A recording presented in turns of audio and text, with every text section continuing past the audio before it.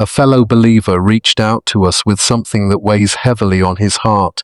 His message stirred us deeply, and though we wrestled with whether to share it publicly, we felt the Lord leading us to bring this before you. This isn't about creating fear, it's about equipping you with truth. We ask that you watch with an open heart and discerning spirit. Please comment your location below so our intercessors can pray specifically for you and your region. My name is Dr. Callum Reeves. I am a gynecologist. I have been in active practice for 14 years. I have spent the years in rooms with women at some of the most vulnerable and sacred moments of their lives. Deliveries, difficult diagnoses, pregnancies that went well, and some that did not. I have held the hands of patients who were afraid, and I have tried to be steady for them. I understand the human body. I understand how it works and how it fails. I have studied it, practiced on it, and dedicated the better part of my adult life to caring for it. Which is why, when I tell you that I was diagnosed with cancer, I already know what some of you will think. I have heard it. Sometimes people say it directly. Sometimes they just let it hang in the air between their words. He is a doctor. How did he let that happen to himself? Is that not careless? Should he not have known better? Should he not have caught it earlier? I understand why people think that. I probably would have thought the same thing about someone else before it happened to me. But I want to say this clearly. Cancer does not look at your medical degree before it decides where to go. It does not check your credentials or consider your years of training. It arrives where it arrives. And it arrived with me. I will not go into the full medical details of the diagnosis here. That is not what this testimony is about. What I will say is that it changed things. It changed the way I moved through my days. It changed what I thought about when I was alone. It changed the questions I asked myself at night. And it put me in a place of physical vulnerability that I was not used to. I was the one who had always been on the other side of the bed. The one with the answers. The one with the clipboard and the knowledge and the steady voice. Being the patient was something I had no practice with at all. And then came the 18th of March. I collapsed. It was not a slow or gradual thing. It was sudden. One moment I was present and standing, and the next moment everything went out from under me and the world went dark. The people around me responded quickly. I know that because of what I was told afterward. But in the moment itself, I was not aware of any of that. I was not aware of the floor or the voices or the hands that reached for me. I was somewhere else entirely. I want to try to describe what happened after the darkness came, but I need you to understand something first. I am a medical man. I have read about near-death experiences. I have seen patients who reported them. I have listened to their accounts with a polite and measured interest of a clinician who believed there was likely a neurological explanation for most of what they described. I say this so you understand what kind of man I was before the 18th of March. And so you understand that what I am about to tell you is not something I say lightly or without full awareness of how it sounds coming from someone with my background. What I saw was real. After the darkness, I became aware again. But not in the way you become aware when you wake from sleep. This was different. This was immediate and total. I was aware and I was above my own body. I could see myself lying there below me. I could see the shape of my own face from a vantage point I had never had before. And I want to tell you that seeing your own body from outside it is one of the strangest and most sobering things a person can experience. There is a distance to it that is hard to describe, like looking at something that belongs to you but is not you. And then I became aware of something else. They were there before I noticed them fully, standing in a circle around my body. I counted them. I counted carefully because that is the kind of man I am. 17 figures standing in a complete circle surrounding where my body lay. They were not small. They were not what I would have imagined if someone had asked me before that day to picture an angel. There was a weight to their presence, a seriousness, the kind of presence that makes everything around it feel very still. I stood there watching them, or whatever the right word is for what I was doing in that state, and then 3 of them separated from the circle. They moved away from the others and they walked toward me. And as they came closer, I saw what each of them was holding. A sword. Each of the 3 was holding a sword, not carrying it loosely, holding it with intention. I stood there and I did not move. I did not speak. I waited. The first one to speak told me he was the warrior angel. He said he had been sent with a message. His voice was not loud, but it reached me completely, the way sound reaches you underwater, present everywhere at once, rather than coming from one direction. He revealed to me that he had been sent specifically to deliver what I was about to be shown, that his presence was not accidental, and neither was mine. The second one spoke next. He said he was the gatekeeper of nations. Those were the words he used, the gatekeeper of nations. He did not elaborate immediately. He simply let the title stand there between us. The third one said he was the custodian of wisdom. I want to pause here and say something honestly. When the three of them had finished introducing themselves in that order, warrior angel, gatekeeper of nations, custodian of wisdom, I assumed in my mind that they would then begin to speak in that same order. That the warrior angel would go first with his message, then the gatekeeper, then the custodian. That is how a structured mind works. That is how I was trained to think, in sequence, in logical order. That is not what happened. And I also want to say this clearly, because I think it is important. The other 14 angels who remain standing in the circle around my body, I do not know their positions. I do not know their assignments, or their titles, or what their presence there meant. Beyond the fact that they were there, I only know what the three who came to me revealed. I will not add to that or guess at what I do not know. The one who moved first was the gatekeeper of nations. He stepped toward me and he extended his hand. I looked at it for a moment, and then I took it. The moment his hand closed around mine, everything changed. The place we were standing in did not fade slowly. It shifted instantly, completely. And I found myself looking at something I can only describe as a living map of the world, not a flat paper map hanging on a wall, something dimensional and present, like the world itself had been compressed into something I could see all at once. And as I looked at it, different nations began to flash before me, one after another, their borders, their shapes, their positions on the earth. They came quickly, each one appearing and then giving way to the next. And then the American map appeared. And it stopped. I looked at it and I saw something that made me go very still. Inside there were 12 gates, positioned at different points along the borders of America, 12 distinct entry points. And through those gates things were entering. I will call them dark entities because that is the most honest description I have. They were dark, they moved with purpose, and as they entered through each gate and spread into the states of that nation, something happened to the land on that map. The areas that had appeared green, alive and healthy and full, began to change, they began to turn.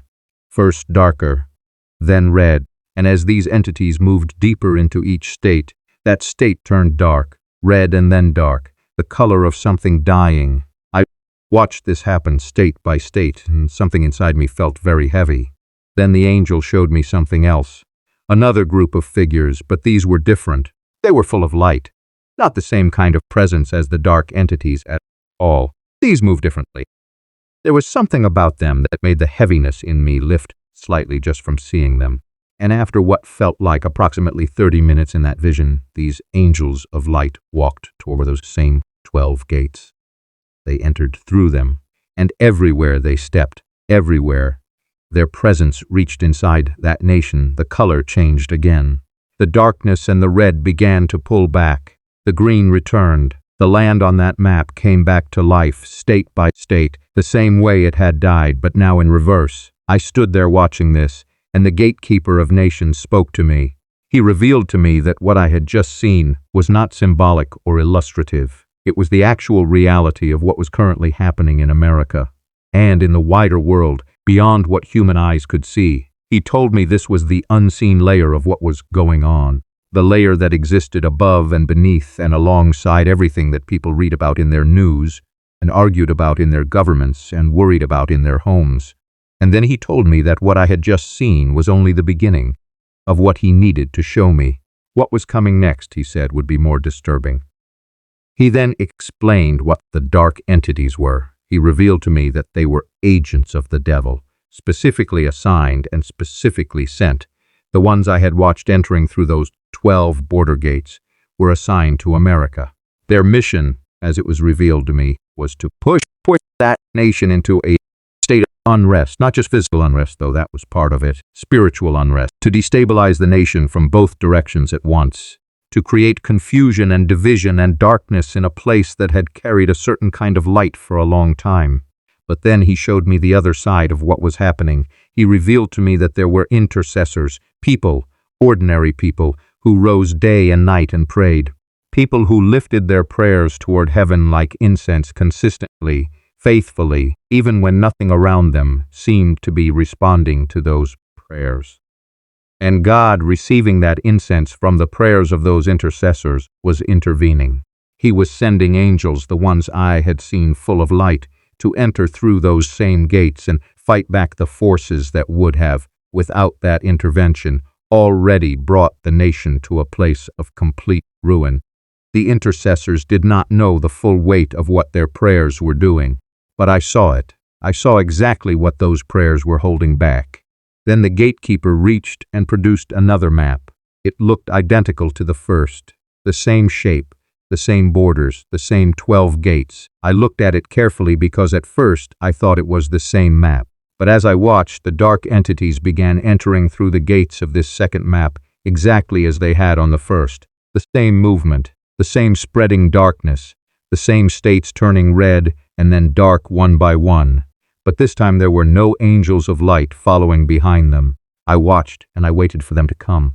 They did not come. The dark entities entered and spread, and there was nothing pushing back against them. No resistance, no intervention. They moved gradually and steadily, and without any opposition from any direction. And as they completed their movement through each part of that nation, every part of the map turned black. Completely black. Every state, every territory, every border. The entire nation on that map was in total darkness and total control of those entities. There was no green remaining anywhere. I felt something drop inside me when I saw that. The angel revealed to me that this second map represented what was coming. What the state of the nation would look like in the days ahead, beginning from the end of April and running through June. He said this would be the condition if things continued on their current path. I wanted to ask what would come after that period, what would follow those months. But the gatekeeper said nothing in response to my question. He simply stood there, and then, without any word or transition, the scene around me changed completely, and I was shown three things. Before I describe them, I want to say that the angel also revealed two locations, two specific places, where people should go when these things begin to manifest visibly. I will speak to those locations separately and in more detail, but for now I want to describe the three things themselves, because they are what I was sent back to warn people about. The first thing I saw was something I did not expect. It was not a war. It was not a physical disaster. It was something quieter than that, and in some ways more frightening because of how quiet it was. I saw a massive dying of emotional connection within families, and it was beginning with the seniors, the elderly, the grandparents and the parents, who had lived long enough to have earned a certain place in their families and in the spirit. I watched as seniors, people who had been close to their families, who had been present, warm and connected, began to develop a dislike toward the very people they had always loved, toward their grandchildren, their sons and daughters. The desire to be near them faded. The warmth that had always been there cooled, and this was not happening because of any argument or event. There was no reason for it that anyone could point to. It was simply there, growing quietly. The angel revealed to me what was behind it. He told me that the devil had been watching, and what he had observed was that many seniors were in a season of making things right with God. They were drawing close to him in their later years in a way that was genuine and deep. And the impact of that closeness was spreading into their families, into their grandchildren, into the younger generations around them. The seniors were becoming instruments, tools in the hand of God to speak truth and correction and guidance of younger people at a time when those younger people desperately needed it. And the devil could not allow that to continue undisturbed. So he released what I can only call a virus of hatred into the hearts of seniors, not a physical virus, a spiritual one, and its purpose was to create a veil, to cover the hearts of these seniors so that they could no longer see clearly what God was trying to do through them, to disconnect them from their families at the very moment when their connection was most needed and most powerful. The angel told me that the weeks and months ahead were very crucial, and the devil's strategy was to ensure that the people God had positioned to carry something important into that season would be rendered ineffective before it began. The dislike would start quietly, from the end of April, and most people would not recognize it for what it was. The second thing followed directly from the first, and when it was revealed to me, I understood why the order mattered.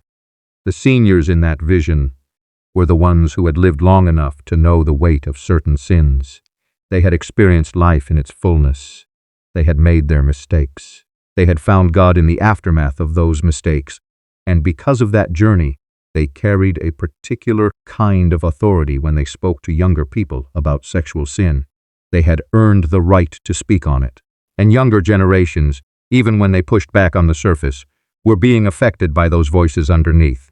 But when the first virus of hatred cut the connection between the seniors and the young people around them, that covering was removed. The senior voices went silent, not because the seniors stopped existing, but because the relationship had been damaged, and younger people, now without that correction and without that covering, began to drift towards secrecy, toward private places, toward hidden habits. And then a second virus was sent, the spirit of masturbation, assigned specifically to move him into the space that the disconnection had created. And it found very little resistance when it arrived, because the people who would have provided that resistance had been neutralized by the first virus. The young people received it. They found what felt like comfort in it. They found what felt like relief, and they did not understand what they were losing while they received it. And the same was true for some of the seniors themselves, people who had genuinely believed they had overcome that particular battle, people who had walked in freedom from it for years, but cut off now from the closeness with God that had sustained that freedom, cut off from the accountability that had held them. They returned to it, slowly, almost without noticing. I saw what this looked like in the spiritual realm, and it was one of the most painful things I witnessed in that entire experience. I saw crowns on the heads of young people, real crowns, present and visible in the spirit, and as they gave themselves over to what was being sent against them, I watched those crowns fall, one by one. And when a crown fell, dark entities moved toward it immediately. They picked it up and carried it somewhere. I could not see clearly where they took it, but the place they were going was dark, and the young person whose crown had just fallen had no awareness that it had happened. And for the seniors, I saw chairs, positions they had occupied in the spirit, seats of authority and intercession and influence that they had earned through years of faithfulness and prayer. And as they allowed the hatred to consume them, I watched them stand up from those chairs and walk away from them. They did not know they were doing it. They simply walked away. And the moment they vacated those seats, something dark moved in and occupied them. The demons took the seats. They sat down in the space the seniors had abandoned, and they settled in. That image has stayed with me more than almost anything else I saw. The third thing was different in character from the first two. The first two had to do with what was happening inside families and inside the private lives of individuals. The third thing was larger, more public, more visible, and in some ways more dangerous because of how it would affect everyone, not only believers. I saw a systematic and organized movement against the Christian faith, coming from the direction of government. And I want to be careful how I describe this, because the angel was clear that it would not arrive suddenly or obviously. It would begin as something small, a quiet thing, a policy here, a restriction there, language in a document somewhere that most people would not notice or would not think was serious enough to respond to. It would feel manageable at first, like something that could be weighted or worked around. It would not stay small. It would, and as it grew, it would move from being a bureaucratic inconvenience to being a direct pressure on believers. The freedom to gather, the freedom to speak, the freedom to practice faith openly and publicly. These things would come under increasing pressure, and those who held their faith publicly would find that holding it cost them something. Their positions, their relationships, their comfort, their safety in some cases. And then it would spread beyond the church, because when you weaken the spiritual backbone of a nation, the effects do not stay in the spiritual realm. They move into everything. The angel showed me how the persecution of the Christian faith would eventually create ripple effects that touched the economy of the nation. How the things that hold a society together, the values and the shared commitments and the moral framework, are connected to the faith and communities that carry and transmit those things. And when those communities are broken down and silenced, the society itself begins to lose the things that made it function. And that loss shows up in the economy, in the markets, in the daily lives of people who never stepped inside a church and never thought that what happened inside one had anything to do with them. It had everything to do with them. I stood there in the aftermath of being shown those three things, and I was not the same man who had collapsed on the 18th of March. I could feel that. Something had shifted in me at a level that had nothing to do with my medical condition and everything to do with what I had been shown. And then I came back. I will not spend much time on the details of the return. I was back in my body. The medical people around me were doing what medical people do in those situations. I was alive. I was present. And I was carrying everything I had just seen with a weight that I did not fully know what to do with in those first hours. But I knew one thing clearly. I had been shown those things because I was supposed to speak them. And so I am speaking them. To every senior reading or hearing this, I am asking you to examine your heart right now, today, not tomorrow. If you have felt a growing coldness toward your family, a shrinking desire to be near the people you have always loved, an irritation or a dislike that you cannot fully explain, do not accept that as normal. Do not accept it as aging or tiredness, or just how things go. Recognize it for what it is and bring it before God in prayer. Your position in the Spirit is not decorative, it is functional, it is needed. And the enemy knows exactly how much it is needed, which is why he is working to remove you from it. To the younger ones, I am asking you to stay close to the older voices God has placed around you. Do not let the distance grow. Do not mistake their correction for judgment or their concern for interference. They are carrying something for you that you cannot yet fully see. And guard what you do in private. Guard your hidden moments. What happens in secret is not hidden from the one who sees everything. And what you lose in those secret places is real and it matters. To every believer, I want to say this. What is coming against the faith in this nation will not announce itself clearly at the beginning. It will come quietly and it will try to make you feel like it is not serious enough to stand against yet. Do not wait. Decide now where you stand. Pray now. Gather now. Intercede now. Because the difference between the map that stays green and the map that turns completely black is not a political decision or a military strategy or an economic policy. It is the prayers of ordinary people who refuse to be silent. Pray and do not stop.